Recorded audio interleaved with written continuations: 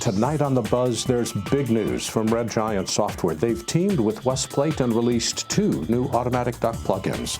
Tonight, Wes, the founder and president of Automatic Duck, joins us to explain their new products and partnership. Next, the huge IBC trade show starts tomorrow, and 2 of the BuZZ team are in Amsterdam covering the event, Mike Horton and Randy Altman. We have reports from both of them this evening, setting the scene the day before IBC starts. Next, Josh Apter is a filmmaker and the founder of the Manhattan Edit Workshop. Tonight, he shares his thoughts on the latest trends in cinematography and the visual side of storytelling. Finally, tonight, we have a major update to Tech Talk. Michael Kammes from KeyCode Media joins us as co-host tonight. Michael presents a first look at some new hardware, the Avid ISIS 1000. All this and a BuZZ flashback. The Buzz starts now. Tonight's digital production buzz is brought to you by Otherworld Computing at MacSales.com and by ZenData at ZenData.com. Since the dawn of digital filmmaking, authoritative. One show serves a worldwide network of media professionals. Current. uniting industry experts, Production. filmmakers, Post-production. and content creators around the planet. Distribution. From the media capital of the world in Los Angeles, California, the Digital Production Buzz goes live now. And welcome to the Digital Production Buzz, the world's longest-running podcast for creative content producers covering media production, post-production, and marketing around the world. Our co-host Mike Horton is currently in Amsterdam for IBC, and we'll talk with him later in the program. Also, Randy Altman will join us a bit later as well. I'm delighted to announce a new partnership between KeyCode Media and the BuZZ. One of the most requested features for the show is more product demos. The KeyCode partnership is an opportunity for us to do just that. Michael Kammes, the VP of Technology for KeyCode Media, and I will be hosting these sessions. Michael will focus on hardware for the professional video market, while I'll be looking at software. Michael's first presentation is tonight, with a detailed look at the Avid ISIS 1000. My hope is that we can quickly expand our product coverage so we're providing that we talk about on the show so that we can not only talk about the latest technology, but show you how it works as well. If there's something specific you'd like us to cover, just drop me a note. In other big news, Adobe announced new versions of its professional video products, which they'll be demoing at IBC. The most interesting announcements to me are support for Ultra HD and high dynamic range media in both Premiere and After Effects, along with the addition of touch support for Premiere, After Effects, and Character Animator using the Microsoft Surface and Apple iPad Pro tablets. The new versions will be demoed at IBC, but a release date has not yet been set. Updates will be free to all Creative Cloud subscribers. And thinking about staying current, I want to remind you to subscribe to our free weekly show newsletter at digitalproductionbuzz.com. This gives you an inside look at the buzz and the industry we're in, plus quick links to all the different segments on the show. Newsletter is free and releases every Friday. I'll be back with Wes Plate and some big announcements right after this. Still to come on The Buzz, Wes Plate, Michael Horton, Randy Altman, Josh Apter, Tech Talk, and BuZZ Flashback. When you're working with media, one thing is essential. Your computer needs peak performance. However, when it comes to upgrading your Mac, there are so many different options to choose from that the process can be confusing. That's why Otherworld Computing carries the best upgrades that lets your computer performance and storage grow as your needs grow. Since 1988, OWC has become one of the most trusted names in quality hardware and comprehensive support to the worldwide computer industry.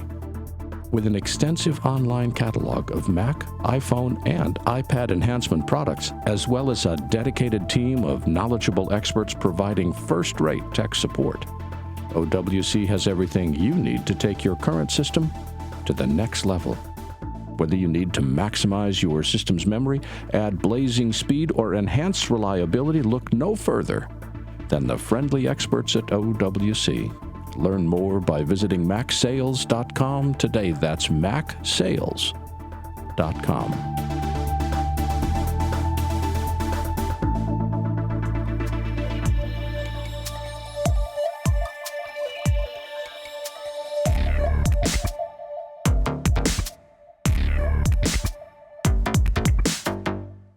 Wes Plate is the president and founder of Automatic Duck, which started as a father and son team in 2001. They specialize in creating timeline translation software. Tonight, Wes joins us to talk about new products and a new partnership between Automatic Duck and Red Giant. Hello, Wes. Welcome. Hi, Larry. It's great to see you. You know, it's great to have you back. Every time we visit, I enjoy our chats, and I need to start by asking a question. I thought that you were still with Adobe. What have you been doing? Well, I actually left Adobe at the beginning of 2014. So I was at Adobe for just over 2 years. And with the beginning of 2014, it took some time off. Dad and I did some traveling independently and also together. We did a great hike in Peru. And basically, around that time, we started wondering how we could work together again, what we could do. And we kind of missed the collaboration of working as a team. We still had Automatic Duck as something that we had access to. And so we thought, well, Automatic Duck should do something. And yeah, so we've been kind of working ever since then on bringing Automatic Duck back. Well, I was stunned to get the announcement yesterday from Red Giant saying Red Giant is now releasing 2 brand new Automatic Duck plugins.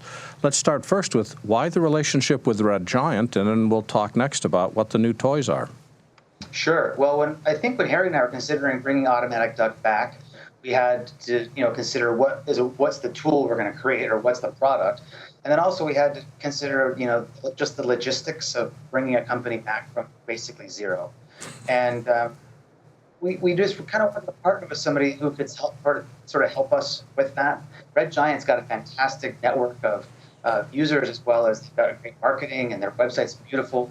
And they're also just a really smart group of people that we could work with in a collaborative way.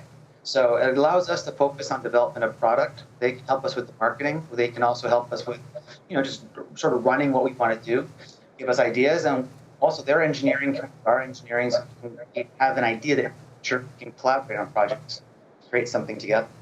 Well, I remember several years ago, Adobe did they buy the Automatic Duck products? In other words, what's the relationship between Adobe and Red Giant and Automatic Duck? Well, I think Automatic Duck has independent relationships with each of those 2 companies. So, yes, we have Adobe licensed technology from us in 2011, and that acquired technology then made its way into After Effects as well as into Premiere Pro. What they purchased was technology, not the company. So we then brought Automatic Duck back, and that's when we said, hey, well, we'd like to make something new. Hey, Red Giant, what do you think about partnering with us? And they were down with it, and so we had a lot of conversations about how this might work, and I think it's going to be. We're super excited about it, and I certainly know Red Giant is excited too. I think it's going to open up a lot of possibilities for both of us. So the translation software that Adobe has is different from the translation software that you'd released just yesterday with Red Giant. Is that true? That's correct. Right. Then tell me what the new toys are, because I'm all anxious to learn more. Right. So in 2014, when we were trying to figure out what to do next, it coincided with me trying to figure out why people liked Final Cut 10 so much. I kept hearing great things about Final Cut 10, and so I set out to learn why, what was the speed and what was the enjoyment they were getting. And so anyway, I started to really enjoy it. I set my mind to learning it, and I loved the editing tools. And then as I was working, I realized I needed to get to After Effects. It was sort of like I needed this tool to get from Final Cut 10 to After Effects. And at the time, what was available wasn't working. There was a lot of crashing for me. The solution at the time wasn't working. And so I said, well, there's got to be a way that Automatic Duck could come up with something that, has what people expect from Automatic Duck, a level of translation, and do what people know us for. And so it kind of made sense for us to think about this Final Cut 10 to After Effects plugin. So that's what we've announced is a tool called Automatic Duck X-Import AE. It's an After Effects plugin that lives in After Effects, and it imports Final Cut 10 XML files. X-Import AE. Clearly some heavy marketing going on here. So what does it do? So it builds a bridge between Final Cut 10 and After Effects so that you can use Final Cut 10 to mock up and maybe get your timings all set up, maybe rough out some composites but use it as a tool to arrange your shots that then can feed into After Effects so that you can use After Effects for the compositing tools and whatever animation you want to do. But since there isn't, Premiere Pro and Adobe After Effects have a great interoperability because they're made by Adobe. And Final Cut 10 obviously doesn't have that. And so we're kind of providing that same bridge technology that we used, the idea of that timeline translation technology from the past, but we're applying it to Final Cut 10. So we're building a bridge so that you can work in Final Cut 10, and when you're ready, bring all that stuff into After Effects really fast with a high level of fidelity of translation, really making the tools feel and work together, almost like they're one, but much, much more seamlessly. Now, do I consider this like a dynamic link where I've got dynamic conversation going between the two apps, or is it step by step? How does that work? It's mostly a one-way translation that you might do towards the end of a process, because it is not dynamically updating between the two applications. So our plugin for After Effects, basically you take a snapshot in time in Final Cut Pro when you export this XML file. And so then our plugin will read that XML file into After Effects, turning it into an After Effects composition. Every shot's on its own layer. When you're done in After Effects, then you'll render out a QuickTime movie just the way that you normally would. Then the editor can import that QuickTime render back into Final Cut Pro and cut it back into their piece. Now, I want to make sure I'm clear. What we're doing is we're exporting XML using the standard XML export from Final Cut. Your plugin takes over once that XML is created, or are you a menu item that's doing both the XML export and the conversion to After Effects? Yeah, right now it's a plugin in After Effects. The export out of Final Cut Pro step is done just using the standard Final Cut XML export command from the file menu. One of the challenges we've had working with Final Cut 10 XML is that stuff like compound clips and multicam clips don't necessarily export as well as we would like. Are there features within Final Cut that are not supported within your plugin? In other words, can I apply effects and have those effects transfer to After Effects, or do I need to just use raw clips and just use it from a timing point of view? Where are the limitations? There certainly are limitations. We have to sort of take an approach of what can we do with as little loss as possible. And if there's going to be something that we can't do a really direct translation that's like 100% accurate, then we may not approach that translation. But we're able to do things like scale, position, and rotation, and opacity, volume keyframes.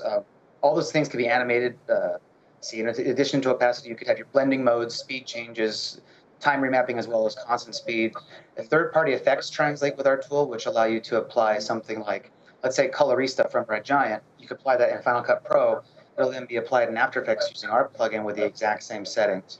The user's guide lists all the stuff that translates, and then anything that falls out of that list and will be something that won't come through. You will still get the raw clip or whatever it can translate, but since it's all live in After Effects, you can fix up whatever scaling you might need to adjust. I mean, it's all still live, and so it's a very rich translation. Don't get me wrong, but certainly it's not everything 100%. Now, that's the first of two tools. That's the X-Import AE, which is so brilliantly named. It just rolls trippingly off the tongue. It's beautiful. What's the other one?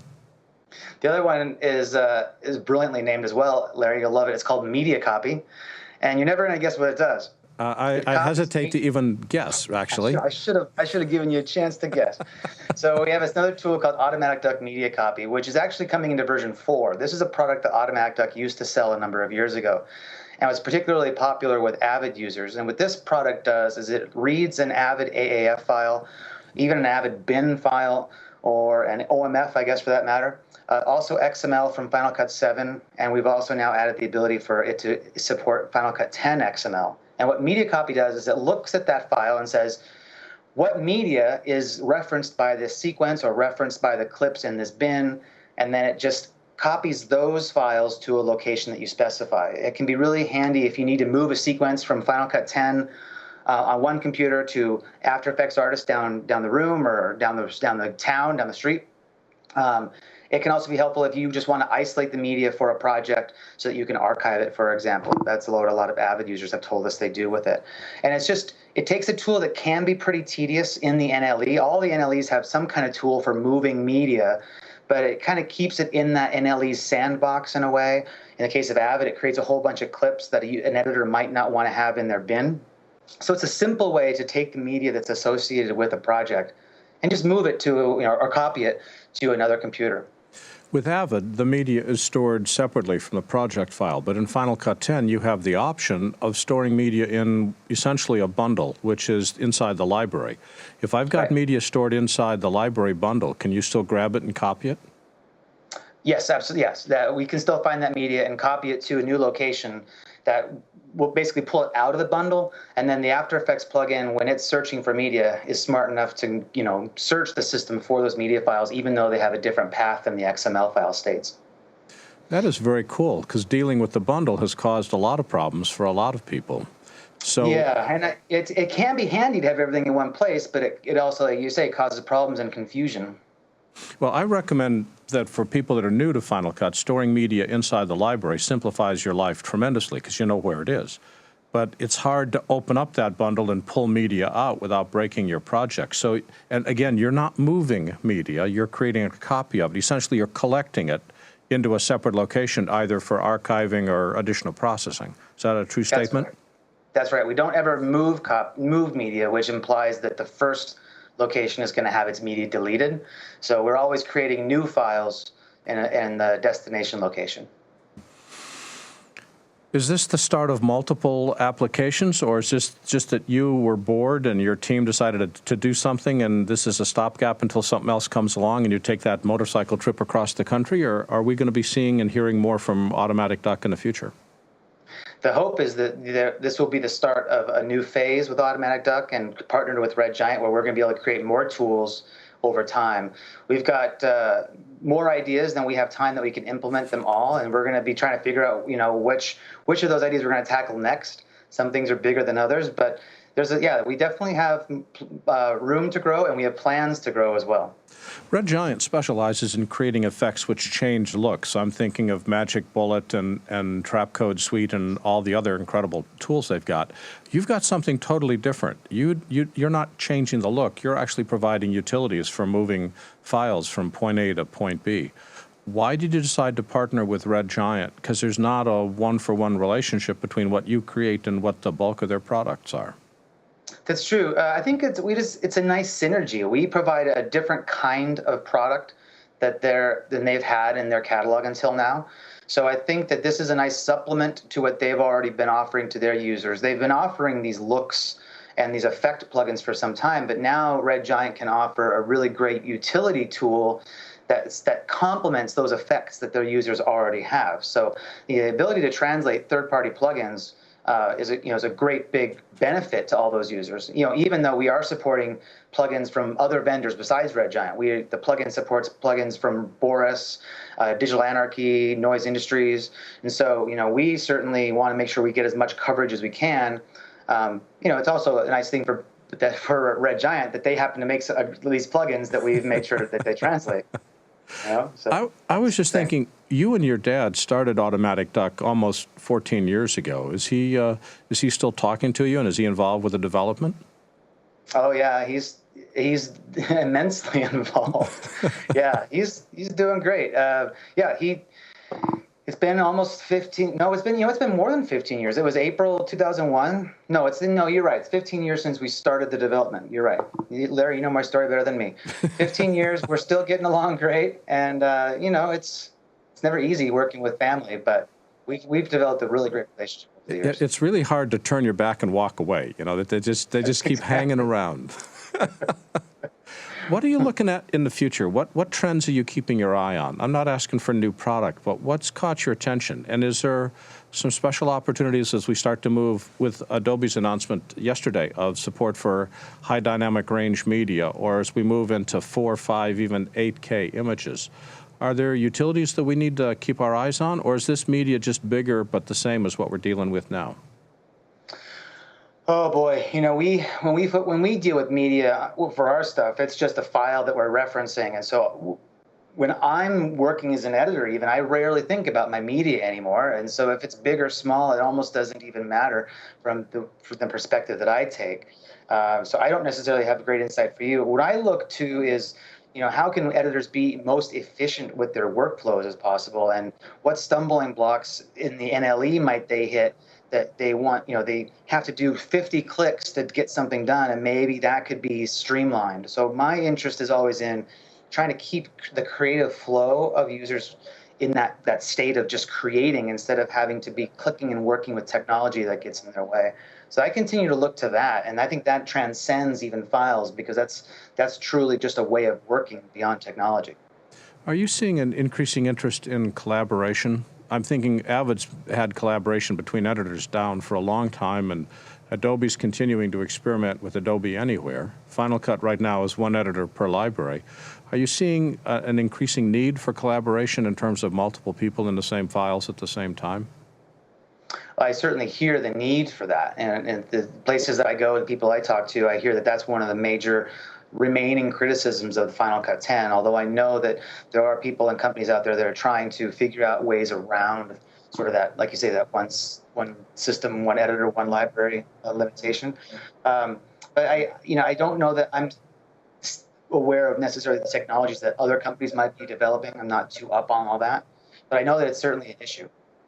It's interesting, because I suspect that if collaboration was easy, we would have had it already. But we know that with Adobe Anywhere, Adobe's been experimenting with providing collaboration, but it's not a trivial solution. That's some serious hardware and serious software to be able to get that to work. I was quite familiar with Adobe Anywhere during my time when I was at Adobe, and I was amazed at how complex that problem is. And you're right. The more integrated you want that system to be, the seamless handoff between stuff, that's the harder I think it is. And so when you look at the kind of collaboration Automatic Duck is making possible with like X-Import AE, sort of allowing Final Cut 10 and After Effects to collaborate in a new way.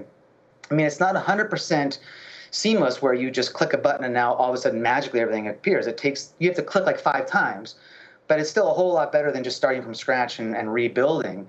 But it still is a kind of collaboration, because these graphic artists and editors need to work together all the time. And I think we'll always be looking for ways that we can make that even better. And I'm looking forward to seeing what you come up with. It's a welcome back, by the way. It's good to have you back on the scene. You've been quiet for too long. Thanks, Larry. Are we buying the product from Automatic Duck? Or are we buying it from Red Giant? And where do we go on the web to see it?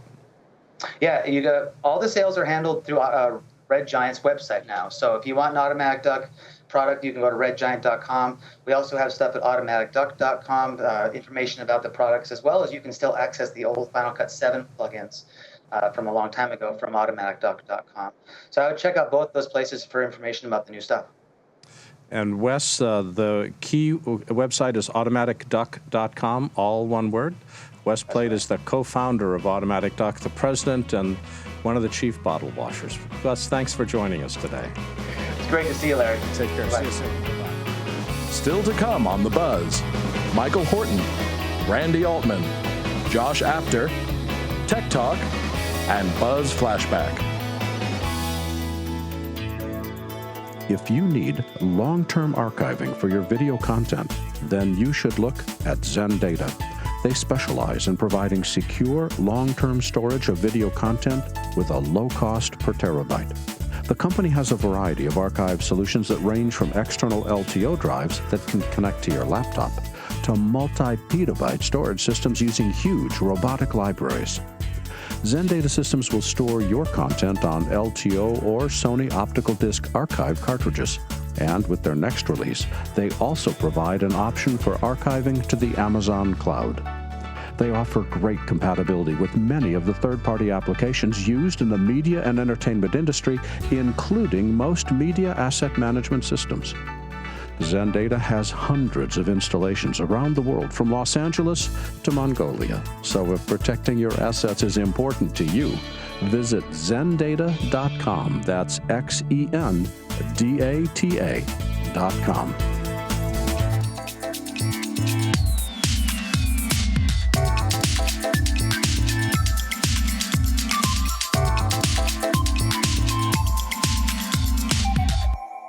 Normally, Mike Horton is sitting across the table from me, but today he's not across the table. He's across the ocean. He's in Amsterdam, getting ready to go to IBC and host the legendary Super Meet at IBC. Michael, you with us?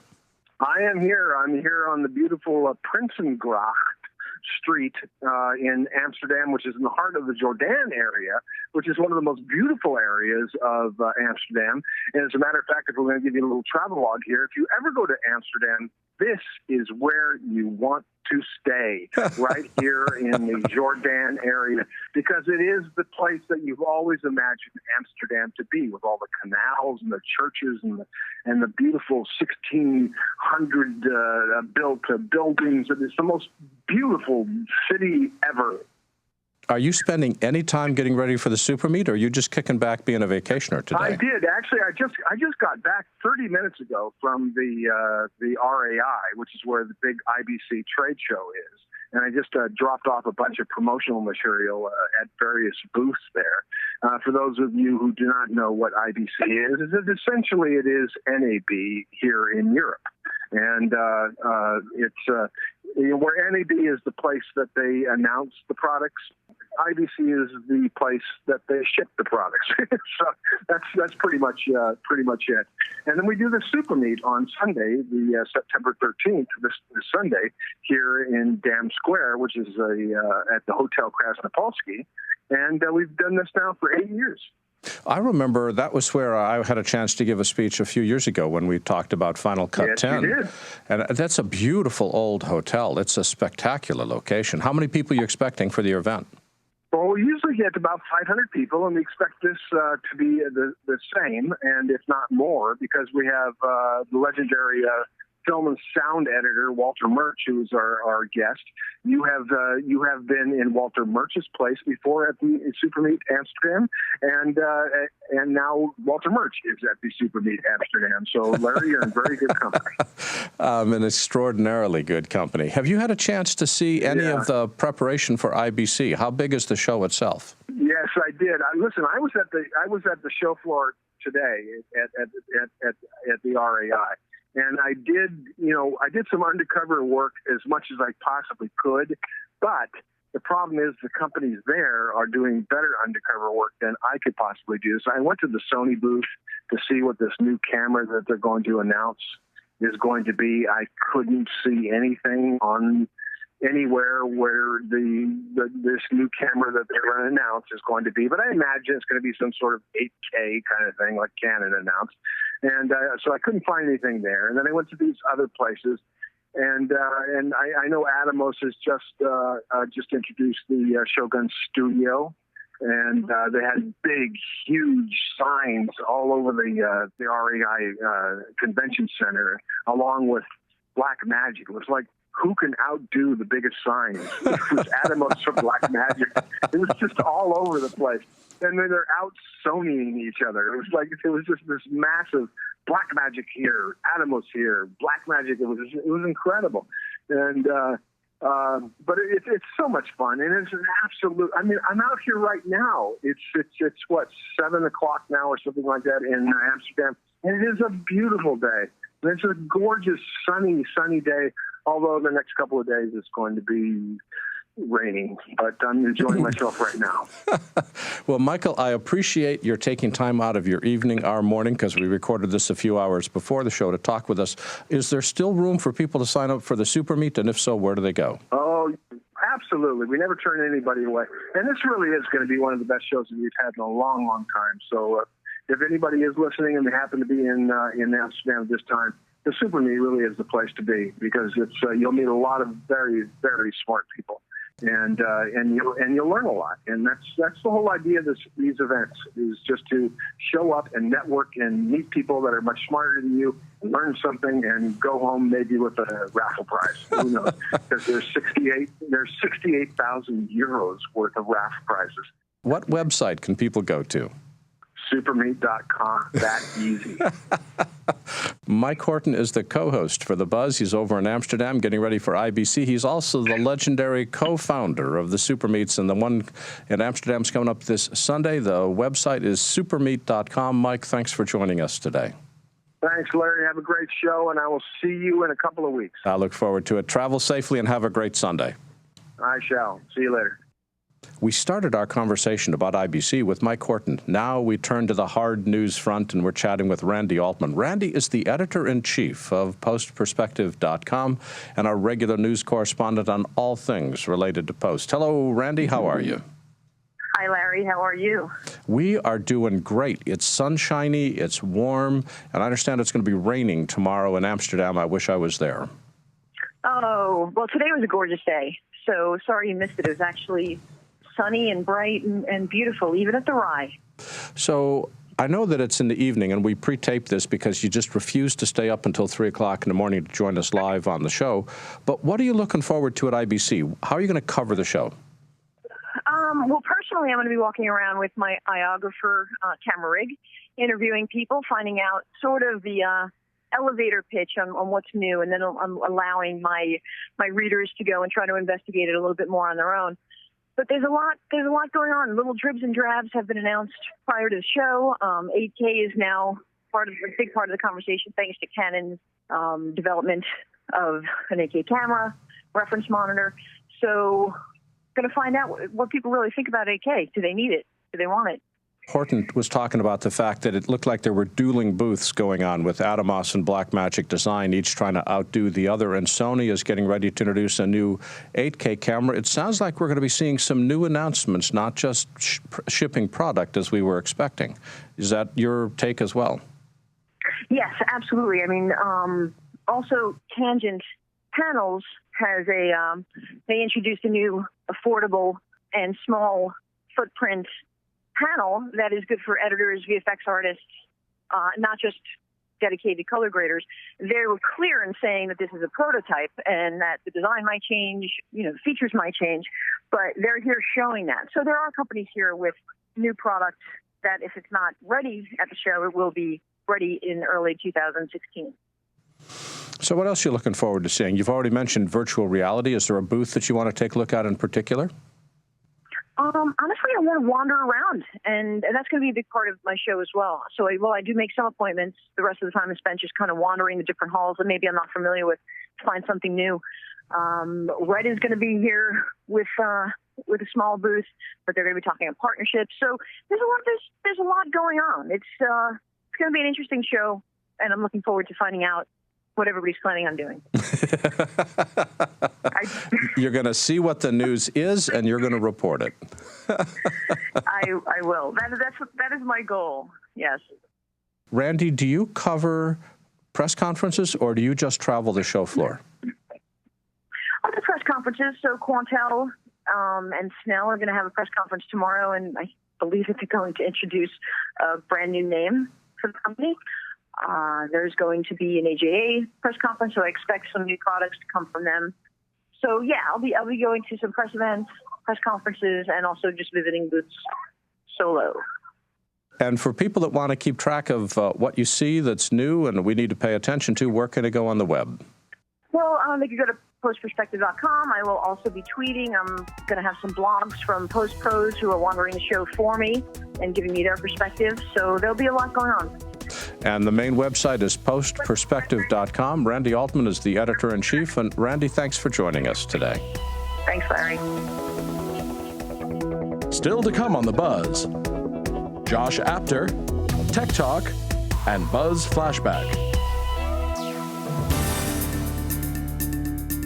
Hi. I've got a ton of brand new training videos showcasing all the new features in Final Cut Pro 10.2. And it's available today. In fact, we've updated our entire Final Cut training just for this release. We added more than 70 new movies covering every major new feature in the software.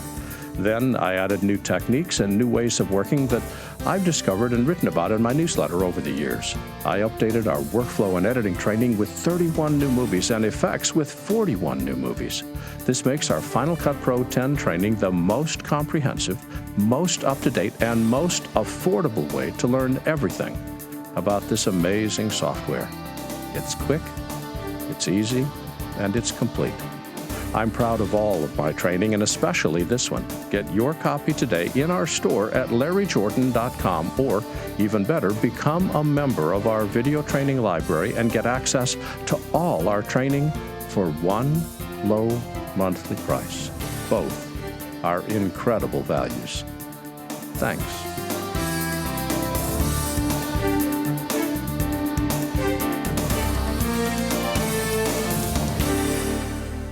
Tonight we have a big change to Tech Talk. The BuZZ has partnered with KeyCode Media to provide more in-depth product demos of professional video products. Michael Kammes of KeyCode Media and I will co-host these presentations. Tonight I'm delighted to welcome Michael Kammes to Tech Talk. Welcome to Tech Talk, sponsored by KeyCode Media. There comes a time in the life of every editor to make that hard decision. Do I work with local storage, or do I invest in something a bit more robust? Do I worry about media management and duplication with multiple editors, or do I bite that bullet and invest in centralized storage that everyone can access? When your productions end up moving to centralized storage, you need to balance cost as well as the features that your demanding editors need. It's been rare to find that until now, and that's why I'm super stoked to show you the new Avid ISIS 1000. You're probably thinking, hey Michael, since Avid made this, I bet it only works with Media Composer or Pro Tools.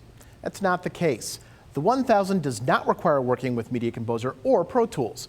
It's open collaboration for both third-party applications like Final Cut Pro 10, Premiere Pro, and even DaVinci Resolve. Let's run down some of the facts about the Avid ISIS 1000. First, the 1000 delivers about 300 to 350 megabytes a second of performance up to the switch. That's about 20 streams of 1080p ProRes. All systems are connected via a single or dual 1 gig connection. Plenty of bandwidth for a vast majority of the camera formats out there. There's 20 terabytes of storage, 16 of which are usable. That means your data is protected if a drive dies. The 1000 also supports up to 25 real-time connected clients. You can also stack up to 4 of the ISIS 1000s for up to 80 terabytes of storage. And lastly, the 1000 uses mirrored flash SSDs to increase performance with metadata and OS. A tech note from me wouldn't be complete without some important notes that you need to be aware of. First, the 1000 is not direct attached storage. The 1000 requires a switch connected by a 10 gig uplink only. Luckily, Avid sanctioned several inexpensive switches, including those from Dell and Netgear, and even has bundles where you can get the storage and the switch from one place.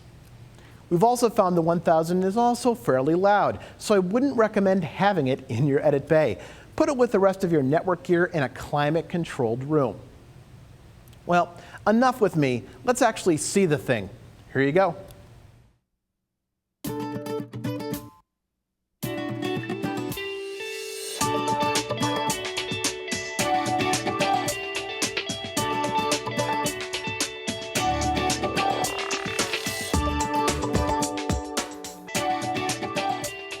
Jumping into collaborative workflows, as I mentioned earlier, you can access ISIS 1000 media inside Final Cut Pro 10, Premiere Pro, and Resolve. As an example, here we are in Final Cut Pro 10.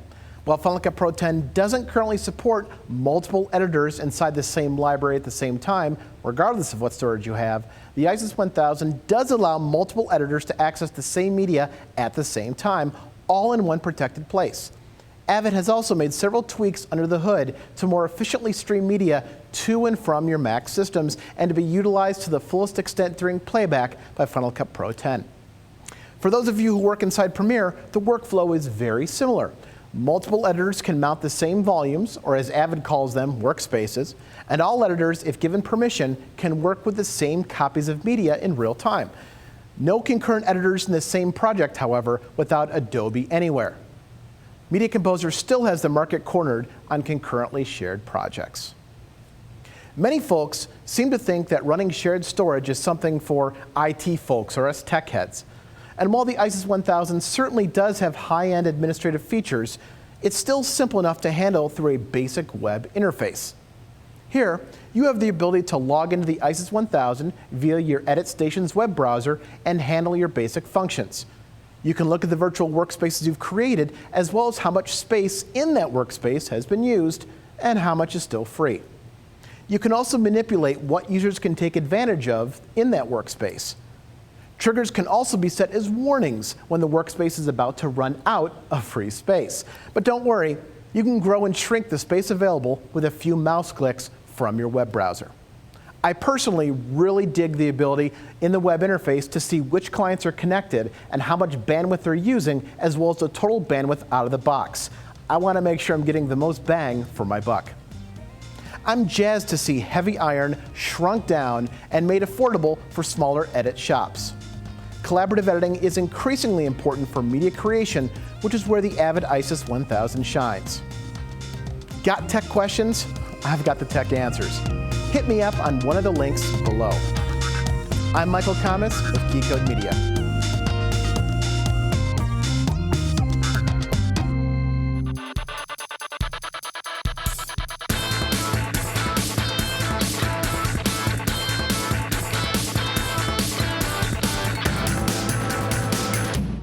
Josh Apter is a practicing filmmaker and the founder and president of Manhattan Edit Workshop, a training company in New York City. He's also hosting the upcoming Muse Shop Sight, Sound, and Story workshop focusing on cinematography. Hello, Josh. Welcome. Welcome. How you doing? I am talking to you. I'm doing great. You know, I was just thinking about your workshop coming up. How would you define cinematography? Wow. Do we have another 16 minutes? I think we could take. But cinematography to me is it's really this extension of the director's vision. I make movies and I co-direct with a cinematographer, and we generally have this really interesting symbiotic relationship where he understands how to visualize things that we'll either co-write or I'll write, and I think I look at that relationship between the cinematographer and the director as this very collaborative unit that is together a filmmaker in a way. Yeah, but that's a pretty vague statement. Is the cinematographer worrying about the camera? Is it worrying about lighting? And where does the cinematographer end and production design begin? Well, you bring up a great point, because filmmaking is such a collaborative art form. And I've talked to people about this. You can be a writer and write by yourself in a room and create incredible works of art. You can be a painter and isolate yourself and, be an incredibly prolific and successful artist. And to be a filmmaker, you are working with a large number of people. And in the best case scenario, you're letting their talents shine and letting them bring what they can to the situation, and hopefully everybody has a common vision, or the vision changes based on the strengths of the people coming to the production. Production design is incredibly important. Cinematography is incredibly important. The direction, the acting. There's so many elements at play that it's almost, where does any of it end and begin when you're really talking about these important elements of the process? So much of it's moving at the same time that, to me, it's amazing that anything gets done. I was just thinking, you're a filmmaker yourself. When you hire a cinematographer to work with you, clearly there has to be a level of experience and a level of trust. The personal issues, but are you hiring them for their camera skills and framing, or are you hiring them for their ability to light? Both. I'm lucky. I've been working with the same cinematographer. He's my directing partner also, but we've been working together since the mid-90s. And so I no longer need to even speak out loud. The way we work together is, whatever's written there or whatever the idea is, and we improvise a lot too. He generally can understand what I'm hoping that it looks like, the visual style in terms of camera movement and lighting, and we discuss that, we toss it around. In some cases, we don't have time to do either of those things, and then we just try to grab it before we lose light, or everyone has to go home and, do their day jobs. Thinking about this, I know that you've got a conference coming up called Sight, Sound, and Story, the Art of Cinematography, and I want to talk with you about that in just a minute. But I was just thinking, are you seeing a lot of change in the field of cinematography right now, or is it pretty much the same? The cameras change all the time, lights change all the time, but has the craft changed because of that? Well, it's funny, I'm looking on my phone because just as we were talking, this Kickstarter campaign for, I think it's called Steady XP or something. It's a stabilization system that's just been developed where it's an attachment to your camera that mounts on the cold shoe that monitors your movement. And then with some software, interpolation, it can counteract the camera's movement by sort of balancing out the way it negates the waveforms, but it will turn handheld cinematography into almost Steadicam-like cinematography. So in that sense, it's changing dramatically every day. I mean, you're seeing what's going on with drone cinematography and putting those capabilities into a lot of other people's hands. The barrier of entry is a lot lower financially. But, and this is similar to the way it was in editing. I mean, you can't, because you can learn Final Cut Pro, by bootlegging a copy and learning it on, the buttons over a weekend, that doesn't necessarily, make you an editor in the sense that you understand rhythm and timing and character and the shape of something like that. And I think cinematography is, just because you have these tools and a lot of these toys, and believe me, there are plenty of toys out there, and they're all getting newer and better and cheaper and bigger and more pixels.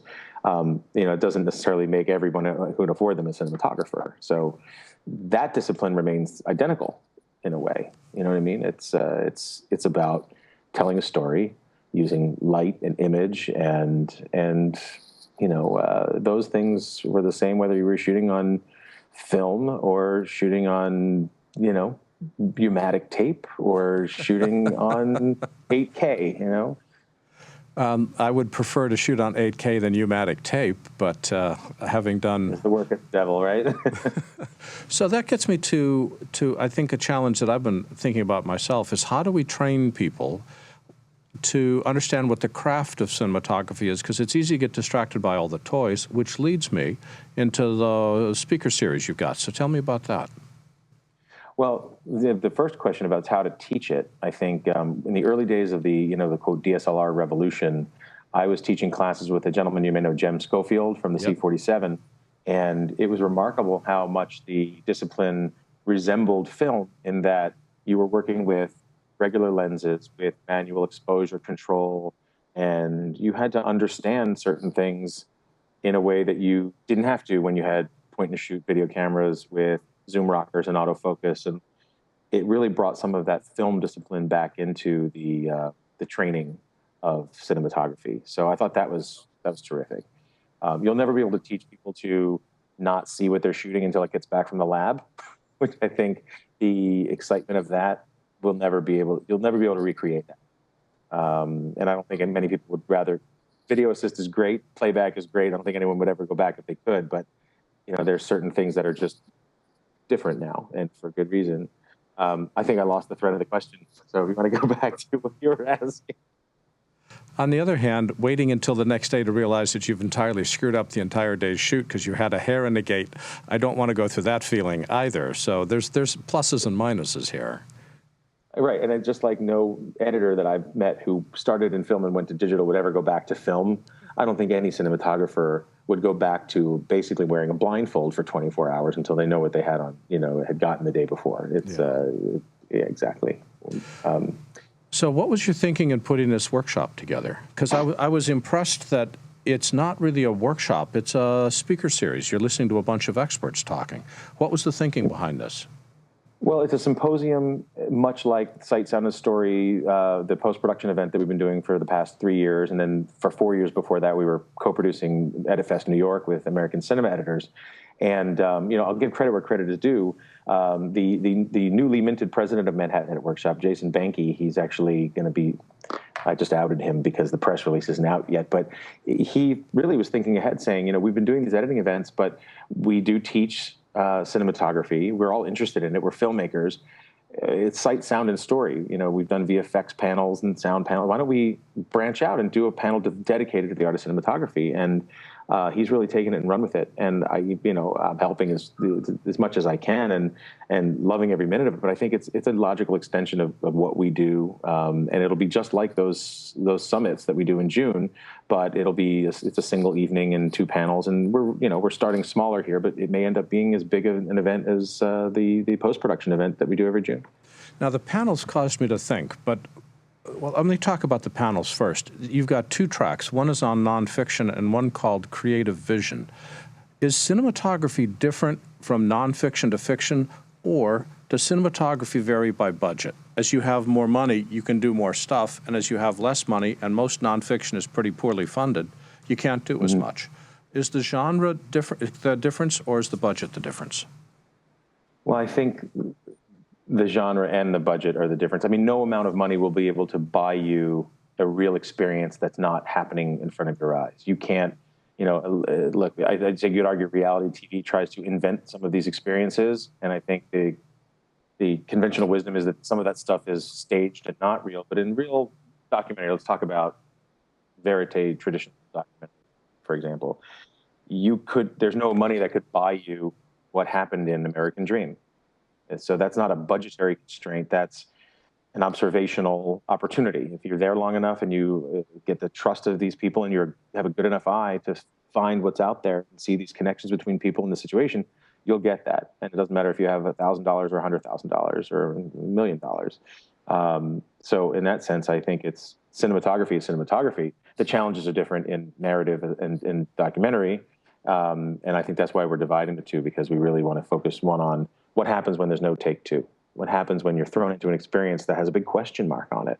And then what about the experience of shooting scripted when you're really trying to bring this vision, this blueprint on paper to fruition? And how does it grow from that thing that we've read and all fallen in love with to something that's going to be interpreted and seen by people as in a purely visual way? It's not like we're going to have the screenplay alongside the screen so we know what the original text was. It becomes something different. And how do you extrapolate that and turn it into something that we sit in the theater and enjoy? So who do you have doing these presentations? Well, let's see. I wrote them down so I wouldn't mangle their names. In our nonfiction panel, and the names are they may be growing, so I only want to say we know we're locked in for Matt Parwall, who just won a Sundance Award for Cartel Land, DP, who just shoots nonfiction and fiction, but this is for documentary, and Jerry Ricciotti from Vice TV are going to do our documentary panel, and then Paul Costner, who I think is best known for shooting with Louis C.K. and shooting the Louis Show, and Nancy Schreiber, ASC, whose resume is too long to list. What does she have? The Nines, The Comeback, November, but she, comes with a career's worth of knowledge in the narrative field. And the list is growing. We're still talking to people and working things out, and you know how it is. I mean, schedules open up and close up, but these people, we know they're going to be there, and we already know some of the things they're going to show, and we're getting really excited. Well, we keep our fingers crossed that most everybody is able to show up. That would be great. I want to come back to cinematography, but let's just put a button on this. Where can people go to learn more about the speaker series? Is there still room for people to attend, and how much are you charging? Yes, the people can still sign up at sightsoundandstory.com. There is a discount code for Larry Jordan viewers, and I wish I had it in front of me. I know what it is. I'm sure we can post it on your site. We can indeed. It's probably the same code that we had for the Sight, Sound, and Story event in June, I'm sure. And the door, I think it's $45, but with the Larry Jordan discount, it would be less than that. So that's for the panels, and then we throw a big party afterwards with open bar, hors d'oeuvres, and you get to hang out with the panelists and the moderators, and kind of keep asking questions and poking around. Well, what we'll do is you can email me the code later, and we'll put it in our newsletter that goes out on Friday tomorrow, and it will tell the world about it and give them a chance to attend and save money at the same time. That would be terrific. I want to come back to you, the director, working with a cinematographer for just a minute, and that is, what do you need your cinematographer to know for you to be able to work with them? What are the key things that a cinematographer needs? Now, the guy you've been working with since forever, so you rely on him almost like an extension of yourself. But if you're giving advice to filmmakers who are trying to decide to hire a cinematographer, what should they expect that person to know? Well, I mean, I think if you're hiring on a certain level, you're going to have to trust that this person understands. You'll have watched a reel. You'll know they can light a scene, that they can, operate the camera. What I would probably look for is a commonality. Sit down and talk to them and find out if they like the same kinds of films, like the same cinematographers. I mean, I think if you find that common, that sort of like that link, and you're inspired by the same things, that chances are you'll see eye to eye when you're working on the project together. That to me is a big thing, because like I said, there is that symbiotic relationship. And what you don't want to do is have this vision in your head of what something would look like and feel like, And then the cinematographer's instinct is exactly opposite that. And then, either you have to come to some compromise, or you're always correcting someone saying, no, that's not what I want. And that's inevitable. That will happen, that someone's interpretation is different than yours. And it should be. But, I think some sort of, simpatico relationship is really vital. You're going to war together, and you are the, sort of the two keys, right? So it's like you're the ones sort of making it all what rolls downhill, I guess, as they say. What strikes me in your answer is something that I try to stress to my students, which is technical knowledge is really important, but the ability to work with people is even more important. And that often gets lost as people get hung up in trying to learn the technology, is that you also need to learn how to work with people. Yeah, and ego, you're all you're all on the same team. And, there's no room for crazy egos. I've been on sets with crazy directors, and it just makes it an unpleasant experience. And sometimes it yields great art, but it's a drag while you're making it. It's no fun at all. What website can people go to learn more about the series? Is what again? It's www.sightsoundandstory, all one word, .com. And Josh Apter is the founder. Josh, thanks for joining us today. Always a pleasure. Thanks for having me.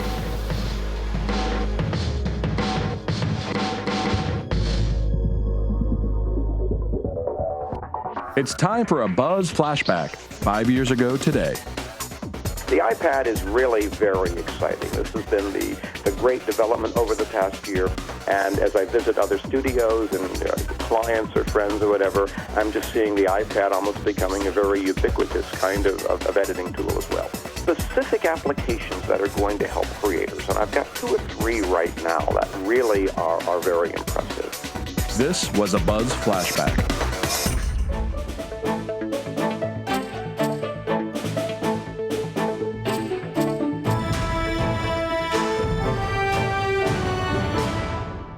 One of the interesting things I liked about talking with Josh is the relationship that develops between the cinematographer and the director. And in fact, it's really a three-way relationship between the director, the cinematographer, and the production designer, because they are the creative leads, and each of them relies on the other to be able to make a film happen.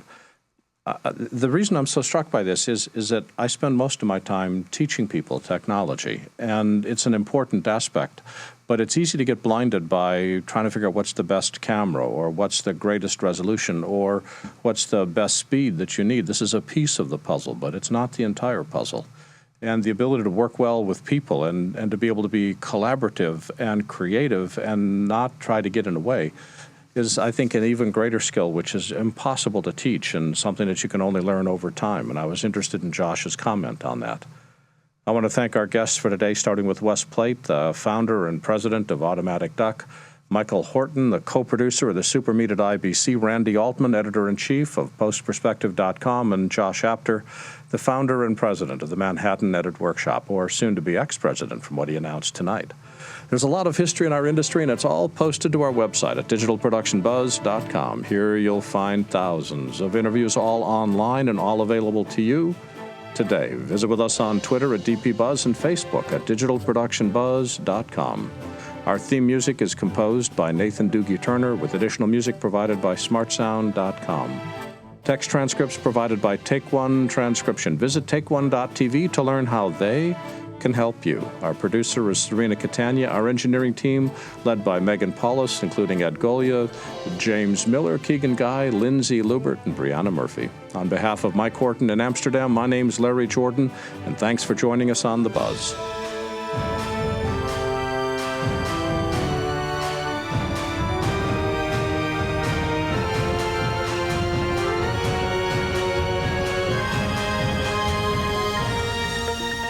The Digital Production Buzz was brought to you by Otherworld Computing, providing quality hardware solutions and extensive technical support to the worldwide computer industry since 1988. And by Zen Data, who provides highly competitive digital video archive solutions. If you'd like to see more videos like this one, please subscribe to our YouTube channel. To stay connected and receive updates from the Buzz, sign up for our free weekly newsletter now. Or you can learn more about us on our website. And thanks for watching The Digital Production Buzz.